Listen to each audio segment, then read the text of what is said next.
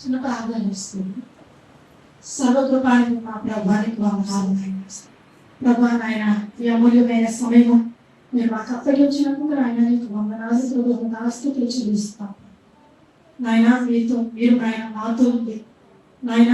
మా వేలకు నాయన ప్రభా మీరు నిలిచి ప్రభా ధైర్యపరిచి గొప్ప కార్యము మీరు జరిగించు దేవుడు అవుతుంది. ఈ దినమున ప్రభా నీ విధంగా నేను ఆశ్రయిస్తూ ఉన్నా. నీ సహాయాన్ని మేము కోరుకుంటూ ఉన్నాం ప్రభా. మీరు మాతో మాట్లాడండి.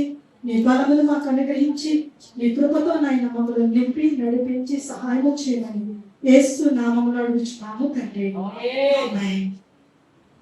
చక్కని సాక్ష్యాన్ని మనం విన్నాము. అలాంటి వింటున్నప్పుడు మనకి చాలా సంతోషం కలుగుతుంటుంది. అలాగే మన హృదయంలో కూడా ఏమనిపిస్తా ఉన్నదంటే నాకు కూడా దేవుడు అలాగే సహాయం చేస్తాడు, నన్ను కూడా ఆయన అలాగే లేవనెత్తుతాడని మనకి ధైర్యం వస్తూ ఉంటుంది. అలాగే ఇంకా కొన్ని గుర్తొస్తామంటాయి. మనకు కూడా దేవుడు గతంలో ఎలాగ సహాయం చేస్తాడో అవి గుర్తొచ్చినప్పుడు మనకు కూడా అనిపిస్తుంది, అవును కదా దేవుడు అప్పుడు నాకు ఇలా సహాయం చేస్తాడు, ఇలా ఈ కష్టంలో ఉన్నప్పుడు ఇలాగ నన్ను ఆయన ఆదరించాడు, ఇలా నన్ను నడిపించాడు, ఇలాగ నన్ను లేవనెత్తాడు, ఈ దుఃఖంలో నన్ను ఆయన ఇలాగూ లేవనెత్తి నాకు కూడా ఈ విధంగా సహాయం చేసి ఆయన ఉన్నారని నిరూపించుకున్నారని దేవుడు మనకి చేసిన సహాయాన్ని బట్టి మనము ఆయన మీద మరింతగా విశ్వాసం ఉంచడానికి దేవుడు మన ఎడల కృప చూపిస్తూ ఉంటాడు. వాస్తవంగా నేను కూడా సాక్షి చెప్పాలనుకున్న వాక్యం కూడా నేను దానికోసమే ప్రిపేర్ అయ్యాను. విశ్వాసము దేవుని మీద ఎలా ఉంచాలి, ఎలాగ దేవుని మీద మనం ఆధారపడాలి, ఎలాగ దేవుని సహాయాన్ని పొందుకోవాలి అని నేను కూడా దానికోసమే నేను ప్రిపేర్ అయ్యాను. చక్కగా లైవ్ సాక్ష్యం. దానికి ముందుగా దేవుడు మనల్ని మన హృదయాన్ని ఎలాగో సిద్ధపరిచి ఆయన నడిపిస్తూ ఉన్నాడు.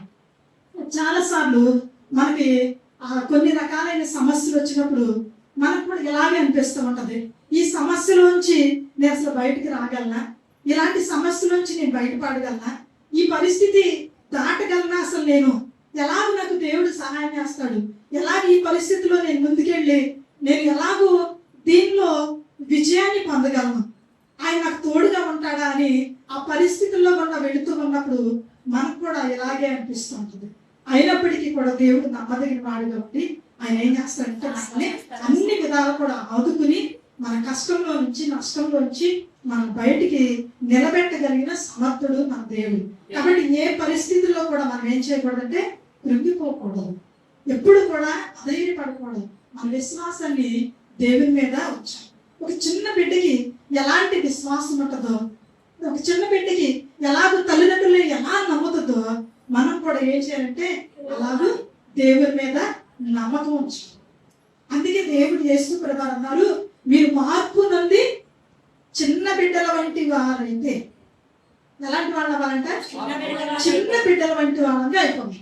చిన్న బిడ్డలు ఏం చేస్తారు, మనం ఏం చెప్తే అదే నమ్మేస్తారు, ఏదంటే అదే వాళ్ళు నమ్మేసి దాన్నే ఇది నిజము అనుకుంటా ఉంటారు.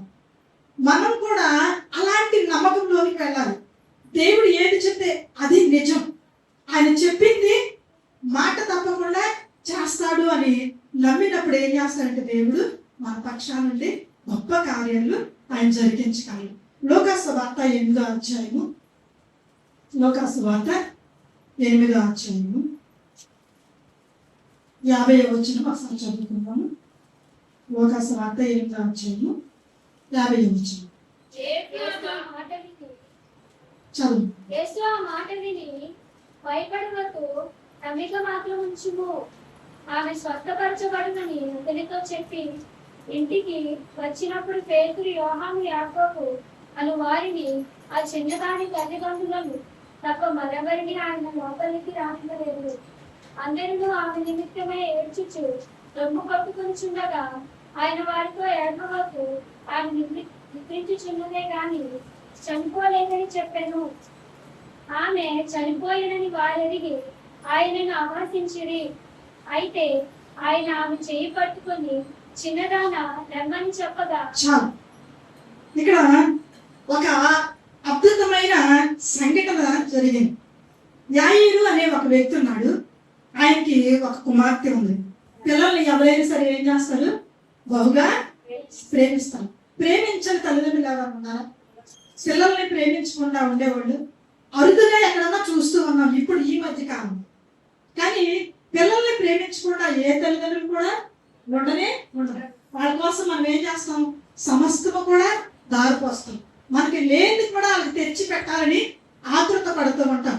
ఇక్కడ యాయీరు అనే వ్యక్తికి ఒక కుమార్తె ఉంది. ఆ కుమార్తె బహుగా జబ్బు పడిపోయింది.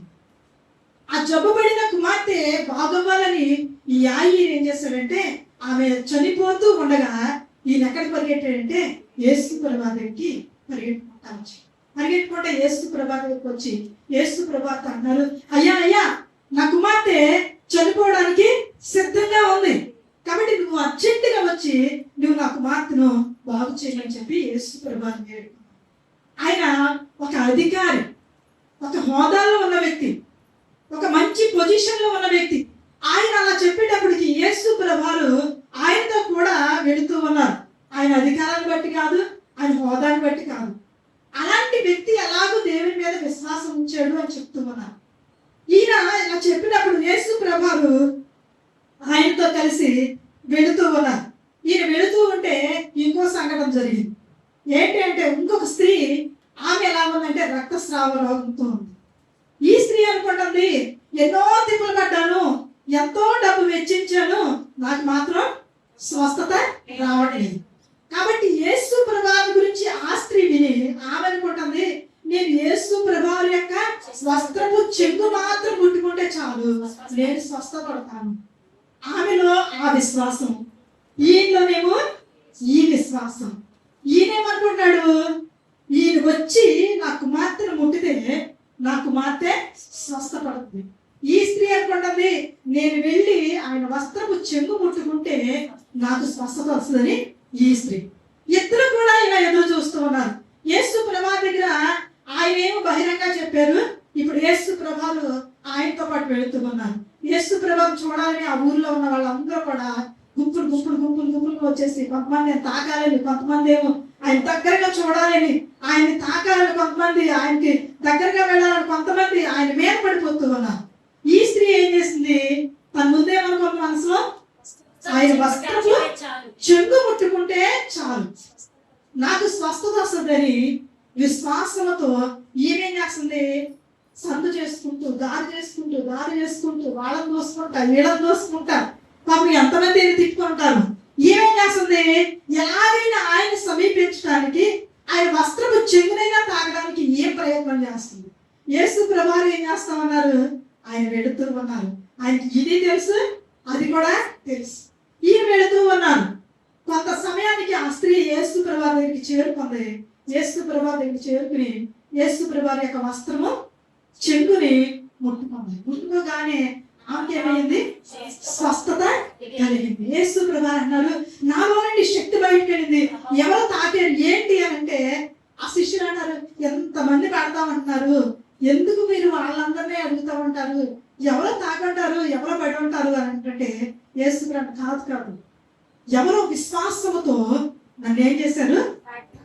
ఇక్కడ ఇంతమంది ఉన్నారు కానీ అంతమందిలో విశ్వాసముతో తాకిన ఆ స్పర్శ నాకు తెలుసు. శిష్యులు అనుకున్నారు, ఎంతమంది పడదంటే ఆయన ఏంటి ఇలా అడుగుతున్నారు అనుకున్నారు. అక్కడ యాయీరు అనుకున్నారు, ఈయనేంటి ఇంకా ప్రలాపం చేస్తున్నారు, నా కుమార్తెకి అక్కడ ఎలా ఉందో, ఇంకా ఎలాంటి పరిస్థితుల్లో వెళ్ళిపోయిందో అని యాయీరు మనసేమో ఎలాగ ఉంటుంది, లబ్డబ్ లబ్డబ్ అని వేగంగా కొట్టుకుంటూ ఉంది.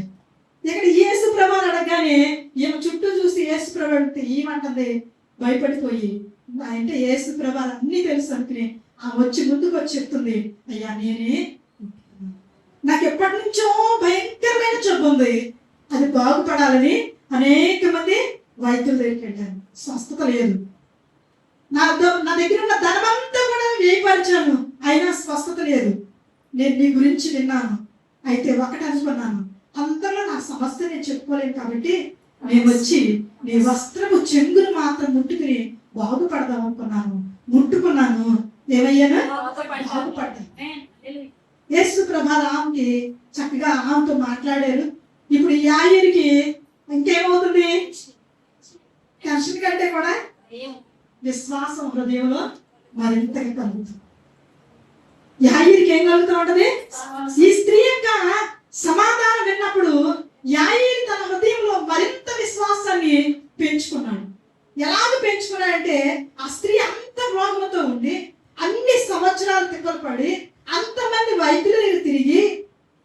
యేసు ప్రభు దగ్గరికి వచ్చి ఆయన వస్త్రపు చెంగును మాత్రం ముట్టుకుని ఏమైంది, నా కళ్ళెదురుగా ఇది జరిగింది.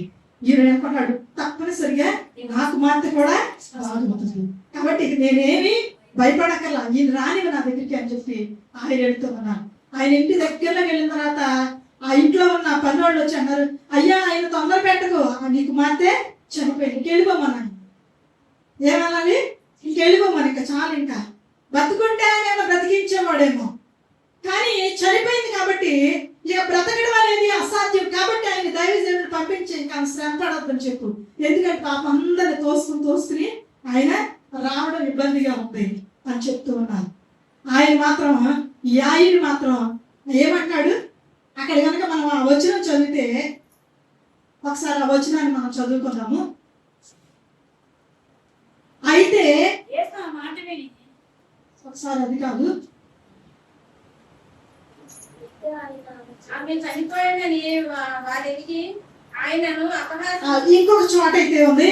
ఆయన అన్నాడు, యాయిరు ఆ యేసు ప్రభాతో చెప్తా ఉంటాడు, ఇది ప్రభా నాకు మాత్రం నువ్వు బ్రతికించగలవు అని విశ్వాసం చెప్తాడు. ఇది 4 సువార్తల్లో కూడా ఉంది.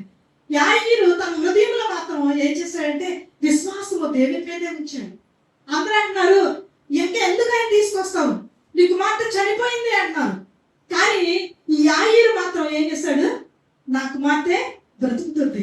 ఇప్పుడే ఒక నేను లైవ్ సాక్ష్యాన్ని కూడా విన్నాను, నా కళ్ళతో నేను చూశాను, నా చెవులారా విన్నాను. కాబట్టి దేవుడు దేన్నైనా మార్చగలడు. కాబట్టి ఆయన అన్నాడు, మీరు రండి యేసయ్య నా ఇంట్లోకి. యేసు ప్రభుని యాయిరు ఆహ్వానించాడు. యేసు ప్రభు అన్నారు పైకి వెళుతూ, ఆ చిన్నది నిద్రించుచున్నదే గాని ఆమె చనిపోలేదు. వీళ్ళన్నారు, ఇంకా ఏంటి నేను కళ్ళతో చూసామని చనిపోవడం, ఈయనేంటి ఎలా చెప్తాడు, ఆవిడ లేపుతానంటాడేంటి, బ్రతికిస్తానంటాడేంటి, చనిపోవడం మేము చూసాం కదా, శవాన్ని తీసుకెళ్ళి అక్కడ పెట్టమే పెట్టాం కదా, ఎలాగూ ఈయనేంటి ఎలా చెప్తున్నాడని అందరూ ఆయన ఏం చేస్తున్నారంటే అపహాసిస్తూ ఉన్నారు, హేళన చేస్తూ ఉన్నారు. యేసు ప్రభువుని విశ్వాసము లేని వారుగా వాళ్ళు ఉన్నారు. కానీ యాయిరు మాత్రం తన హృదయంలో ఏ విశ్వాసాన్ని నింపుకున్నాడంటే అక్కడ ఆ స్త్రీకి స్వస్థత ఇచ్చాడు. నేను విన్నాయి వేరు, నా కన్నులారా చూసిన వేరు. నా కన్నులారా నేను దేన్ని చూసానో దాన్ని నేను నమ్ముతాను. కాబట్టి ఆయన అన్నాడు, యేసయ్య నా హృదయంలోనికి, నా ఇంటిలోనికి మీరేం చేయాలి, రండి, నా కుమార్తె దగ్గరికి మీరు రండి, నా కుమార్తెని మీరు ముట్టండి, చనిపోయినా సరే నువ్వు బ్రతికించగలవని యేసు ప్రభువుని విశ్వాసం నుంచి ఆయన్ని లోనికి ఆహ్వానించారు. యేసు ప్రభువు వెళ్ళారు, చిన్న బిడ్డ చేయి పట్టుకుని అన్నారు, చిన్నదాన లెగు అనగానే ఆ చిన్నది ఏం చేసింది, చక్కగా లేచి నిలబడి చనిపోయిన బిడ్డ బ్రతికి తన తండ్రి చేతుల్లోకి వెళ్ళింది. యాయిరు ఎంతో విశ్వాసముతో దేవుని అడిగాడు. అదే విశ్వాసము ద్వారా ఆయన ఏం చేశాడంటే ఆ కార్యాన్ని, విశ్వాసానికి తగిన ఫలమును ఆయన ఏం చేశాడంటే పొందుకున్నాడు. ఈ విశ్వాసంలోనికి వెళుతూ ఉన్నప్పుడు ఆయనకి ఎదురైంది ఏంటంటే ఆయన ఇంటిలోంచి వచ్చిన పనివాళ్ళు అంటారు, అయ్యా ఇంకా తొందర పెట్టద్దు, నీకు మాత్రే చనిపోయింది. మనం కూడా వెళుతూ ఉంటే విశ్వాస మార్గంలో ప్రయాణం చేస్తామంటే అనేక రకాలైన అవిశ్వాస సంబంధమైన మాటలు మనకేం చేస్తూ ఉంటాయి, వినబడుతూ ఉంటాయి. వాళ్ళు వచ్చి ఒక మాట చెప్తూ ఉంటారు, వీళ్ళు వచ్చి ఒక మాట చెప్తూ ఉంటారు, రకరకాలుగా అవన్నీ మన చెవుల్లో పడతామంటే అది నమ్మాలో తెలియదు, ఇది నమ్మాలో తెలియదు. మన విశ్వాసం ఏమైపోతా ఉందంటే సన్నగిలిపోతూ ఉంటది, శక్తి మనలోంచి పోతూ ఉంటది. అలాగే ఒక ఆయన కూడా ఆయన విశ్వాసాన్ని కోల్పోతూ దేవుని దగ్గర యేసు ప్రభువు అన్నాడు, అయ్యా నేను విశ్వాసముతోనే ఉన్నాను, కానీ నాలోనికి ఏమొచ్చేసిందంటే అపనమ్మకం వచ్చేసింది ప్రభువా. నాలో అపనమ్మకం లేకుండా ముందు నువ్వేం చేయాలంటే నాకు సహాయం చేయి. ఏం చేయాలి, నా కొడుకును బాగు చేయడం కాదయ్యా, ముందు నన్ను ఏం చేయాలి, అపనమ్మకంలో నుంచి బయటికి తీసుకురా ప్రభువా అని ప్రార్థన చేస్తాను.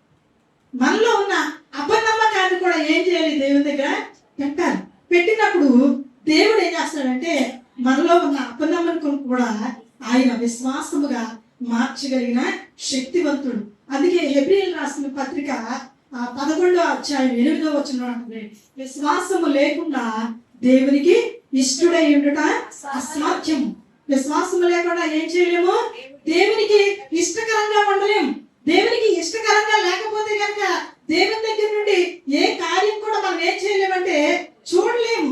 6వ అధ్యాయం 6వ వచనంలో, హెబ్రీయులకు రాసిన పత్రిక 11వ అధ్యాయం 6వ వచనం ఒకసారి చదువుదాం. విశ్వాసం లేకుండా విశ్వాసం లేకుండా దేవునికి ఇష్టడై ఉండుట అసాధ్యము.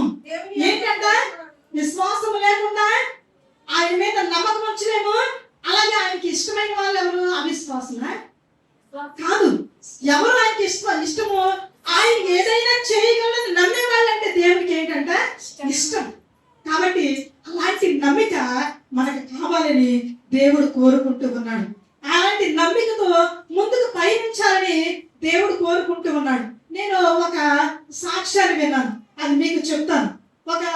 ఒక దేశంలో ఒక ఆవిడ, ఆ దేశంలో వైద్యులు లేని ఒక మారుమూల ప్రాంతంలో ఒక స్త్రీ నివసిస్తూ ఉంది. ఆమెకి ముందే ఒక కూతురు పుట్టింది. కూతురు పుట్టిన తర్వాత రెండోసారి ఆవిడ మళ్ళీ ప్రెగ్నెంట్తో ఉంది. రెండోసారి ప్రెగ్నెంట్తో ఉన్నప్పుడు ఆవిడ డెలివరీ టైం దగ్గరికి వచ్చినప్పుడు అక్కడికి ఒక వైద్యురాలు ఆ దగ్గరలోనే ఆవిడ ఉంటూ ఉంటే ఆమె దగ్గరికి ఈ స్త్రీని తీసుకెళ్లారు డెలివరీ కోసం. డెలివరీ అవుతూ ఉండగా ఆ బిడ్డ డెలివరీ అయిపోయిన తర్వాత ఈమె చనిపోయింది. ఈ స్త్రీ తల్లి చనిపోయింది, బిడ్డ మాత్రం బ్రతికి ఉంది. ఆ బిడ్డ కూడా ఎలా పుట్టిందంటే ప్రీమెచ్యూర్ బేబీ, అంటే తక్కువ వయసుతో పుట్టింది. పుట్టాల్సినంత వయసులో, పుట్టాల్సిన సమయంలో పుట్టకుండా ఇంకా కొంచెం ముందుగానే పుట్టేసింది. ఇప్పుడు అలాంటి వాళ్ళు ఏం చేస్తారంటే బాక్స్ లో పెడతారు, వేడి తగలడానికి బాక్స్ లో పెడతారు. ఇప్పుడు ఇక్కడ బాక్స్ అవైలబుల్ గా లేదు, ఏది కూడా లేదు. ఇప్పుడు ఈ డాక్టర్ ఆలోచిస్తుంది ఏం చేయాలని చెప్పి ఆ బిడ్డకి ఆ వేడి తగలడానికి అక్కడ ఉన్న ఒక నర్సుని తీసుకుని ఈ బిడ్డను నువ్వే జాగ్రత్తగా ఒక రోజంతా కాపాడాలి. ఎందుకంటే మన దగ్గర హాట్ వాటర్ బ్యాగ్ కూడా అవైలబుల్ గా లేదు. కాబట్టి ఈ బిడ్డ నువ్వే ఏం చేయాలంటే నీ కౌగిట్లో పెట్టుకుని వెచ్చగా ఉండడానికి నువ్వేం చేయగలవు అది చేయమని ఆ బిడ్డని ఒక నర్సుకి అప్పగించింది. కానీ ఎంతసేపు ఉంచగలం? ఏమనుకోండి, ఒక రోజులో ఆ బిడ్డకి ఏం కావాలంటే హాట్ వాటర్ బ్యాగ్ కావాలి. ఇప్పుడు ఈ డాక్టర్ అక్కడ ఉన్న కొంతమంది పిల్లల్ని పిలిచి వాళ్ళతో అన్నట, మీరందరూ కూడా ప్రార్థన చేయండి, చిన్నపిల్లల ప్రార్థన దేవుడు వింటాడు. కాబట్టి మీరేం చేయాలంటే ఒక చిన్న ప్రార్థన చేయాలి. ఏం ప్రార్థన చేయాలంటే అక్కడ ఆ చిన్న బిడ్డకి ఏం కావాలి? హాట్ వాటర్ బ్యాగ్ కావాలి. ఆ బిడ్డ వెచ్చగా ఉండటానికి, ఆ బిడ్డ తొందరగా కోలుకోవడానికి ఆ హాట్ వాటర్ బ్యాగ్ కావాలి. ఆ బ్యాగ్ లేకపోతే ఆ బిడ్డ చనిపోతుంది. కాబట్టి ఆ హాట్ వాటర్ బ్యాగ్ 3 గంటలకల్లా, రేపు మధ్యాహ్నం 3 గంటలకల్లా హాట్ వాటర్ బ్యాగ్ వచ్చేటట్టుగా మీరేం చేయాలంటే ప్రార్థన చేయండి. అలాగే ఆ బిడ్డకి, ఆ చిన్న బిడ్డకి ఒక అక్క ఉంది, ఆమె కూడా చిన్నదే, ఆమె కూడా 2 సంవత్సరాలు. ఆమెకి ఇప్పుడు ఎవరు లేరు? తల్లి లేదు. కాబట్టి తల్లి లేదు కాబట్టి తల్లిలాగా ఉండడానికి ఒక బొమ్మ కావాలి. కాబట్టి ఒక బొమ్మ కోసము, అలాగే ఈ చిన్న బిడ్డ కోసం ఒక హాట్ వాటర్ బ్యాగ్ కోసం ఈ 2 ప్రార్థన చేయండి. ఇవి 2 ఎప్పుడు కావాలి? రేపు మధ్యాహ్నం 3 గంటలకల్లా ఆ బ్యాగ్, ఆ బొమ్మ వచ్చేటట్టు ప్రార్థన చేయమంటే అందరం కూడా ప్రార్థన చేశారు. వాళ్ళలో ఒక చిన్న బిడ్డ లేచి అందంట, నేను చేస్తాను ప్రార్థన. ఏమంది? నేను ప్రార్థన చేస్తున్నాను. అయితే రాము ప్రార్థన చేయమంటే ఆ చిన్న బిడ్డ ఆ వేదిక మీదకి వచ్చి ఏం కావాలంటే చెప్పు అని అడిగింది. ఆ డాక్టర్ చెప్పింది ఒక హాట్ వాటర్ బ్యాగ్, అలాగే ఒక బొమ్మ. ఇవి 2 కావాలంటే ఎన్ని గంటలకు కావాలి అని అడిగింది. ఎన్ని గంటలకంటే 3 గంటలకంటే ఆ పాప అందంట, ఏసయ్య విన్నావు కదా, 2 కావాలి. రేపు మధ్యాహ్నం 3 గంటలకల్లా ఆ డాక్టర్ గారికి ఇవి 2 కావాలి. కాబట్టి నువ్వు 2:45 కల్లా నువ్వేం చేయాలి? ఆ హాట్ వాటర్ బ్యాగ్ ఇవ్వాలి, అలాగే ఆ బొమ్మ కూడా ఇవ్వాలి అని ప్రార్థన చేసి అందరూ ఆమె చెప్పండి అని ఆ చిన్న బిడ్డ అయిపోయింది. ఇప్పుడు ఈ డాక్టర్ గారు ఆ చిన్న బిడ్డ చేసిన ప్రార్థనకి నవ్వుకున్నాం. చాలాసార్లు మనం ఇలాగే అనుకుంటాం, ఎవరైనా విశ్వాసం చేస్తుంటే ఇది జరుగుతుందా, ఇది నేను నమ్మొచ్చా, ఇది అనుకున్నట్టుగా అవుతుందా అని మన హృదయంలో కూడా ఏం చేస్తామంటే అంటే రకరకాలైన ఆలోచనలు వస్తాయి. ఆ చిన్నపిల్ల చేసినందుకు సంతోషంగానే ఉంటుంది, కానీ ఇది అసాధ్యం, ఇది జరగదు. ఈ డాక్టర్ గారు కూడా అలాగే అనుకున్నాడు, ఇంత మారుమూల ప్రాంతంలోనికి ఏమీ రావడానికి అవకాశం లేదు. వస్తే కనుక ఎక్కడి నుంచి రావాలి? ఫ్లైట్ లోంచి రావాలి. ఇప్పుడు ఇక్కడ ఫ్లైట్ ఎక్కడ వస్తుంది, ఆ బాటి బొమ్మ ఎక్కడ వస్తుంది, అలాగే ఆ హాట్ వాటర్ బ్యాగ్ ఎక్కడ వస్తుంది? ఇది అసలు జరిగేదే కాదు. ప్రార్థన అయితే చేయమన్నాను, ఏదోలాగా దేవుడు చేస్తాడని ప్రార్థన చేయమన్నాను, కానీ ఇది అసలు జరుగుతుందా అని ఆ డాక్టర్ గారు కూడా ఏమనుకున్నారు, మనసులో నమ్మకం లేకుండా ఉన్నారు. అయితే ఆ మధ్యాహ్నం 2:30 అయిపోయింది.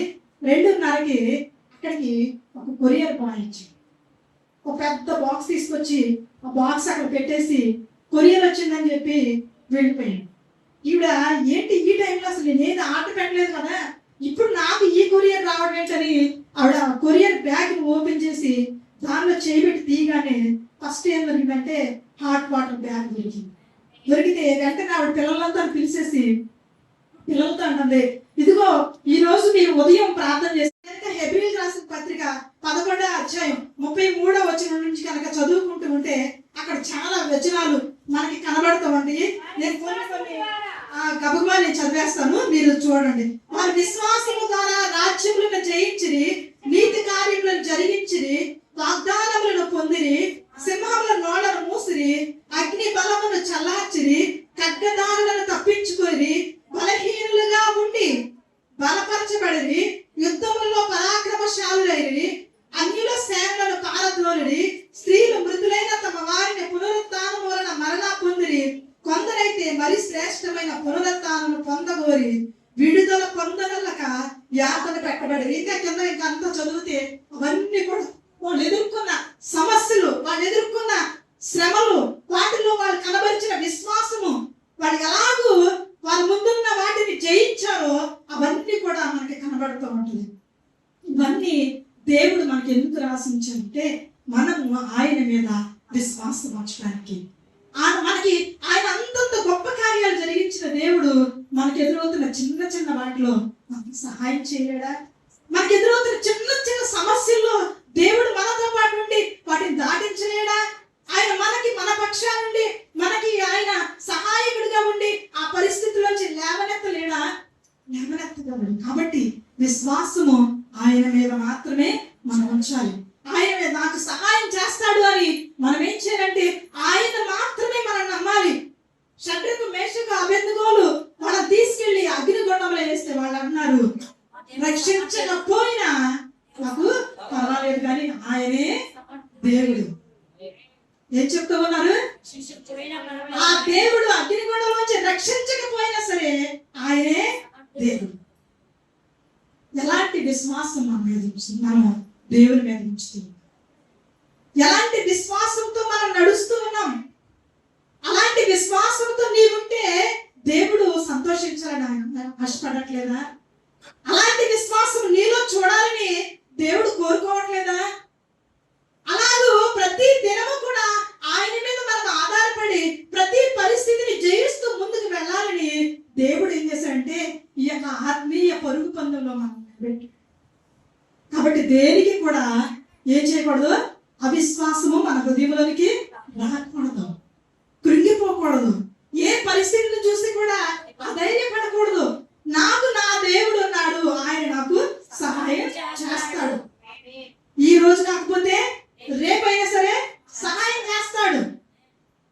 యాయిరు అదే అన్నాడు, నా బిడ్డ చనిపోయినా సరే ఆయన ఏం చేస్తాడు, సహాయము చేస్తాడు. నమ్మిన ఎడల దేవుని యొక్క కార్యాన్ని మనం తప్పనిసరిగా చూస్తాం. ఆయన నమ్మడం ఒక్కటే మనం చేయాలి. ఆ చిన్న బిడ్డ నమ్మింది, దేవుని కార్యాన్ని చూస్తుంది. బిడ్డ ప్రార్థనకి ముందుగానే ఎన్ని నెలల ముందు, 5 నెలల ముందే దేవుడు ఏం చేస్తాడు, సమాధానాన్ని రెడీగా పెట్టి అక్కడ ఎవరినో ప్రేరేపించి ఆ బొమ్మ పెట్టేటట్లుగా, ఆ హాట్ వాటర్ పెట్టేటట్లుగా, అలాగే అది కొరియర్ చేసి ఎంతమందిని దేవుడు వాడుకున్నాడు. అక్కడ నుంచి ఇక్కడికి వచ్చేటట్లుగా దేవుడు చేశాడంటే నీ పక్షాన దేవుడు అలా చేయడం. కాకపోతే విశ్వాసం ఉంచడంలోనే విశ్వాసము దేవుని మీద మనం కనబరిచినప్పుడు ఆయన మన పక్షా నుండి గొప్ప కార్యాలు చేయడానికి ఆయన ఇష్టపడుతూ ఉన్నాడు. చిన్న ప్రార్థన చేసుకుందాం, మనం చిన్న ప్రార్థన చేసుకుందాం. ప్రభువానికి వందనాలు నాయన. అయ్యా మాలో విశ్వాసం నాయన కలగ చేయబడింది ప్రభా. అవిశ్వాసము మాలో లేకుండా ప్రభా, విశ్వాస సహితముగా మేము ఆయన జీవించడానికి నడుచుటకు ప్రభా, మా ఆత్మీయ యాత్రలో మీరు తోడుగా ఉండమని వేడుకుంటూ ఉన్నాం ప్రభా. నాయనా నువ్వు ఒక్కడమే ప్రభా, ఆశ్చర్యమైన కార్యములు చేయగలిగిన దేవుడో ప్రభా, అద్భుతమైన కార్యములు చేయగలిగిన దేవుడో ప్రభా. ఇక్కడ కూర్చున్న ప్రతి బిడ్డను నాయన మీరు చూస్తూ ఉన్న దేవుడో ప్రభా. వారి హృదయాలను నాయన విశ్వాసమును నాయన పెంపొందింప చేసి నీ గొప్ప కార్యముల చేత నాయన నడిపించమని వేడుకుంటూ ఉన్నాను ప్రభా.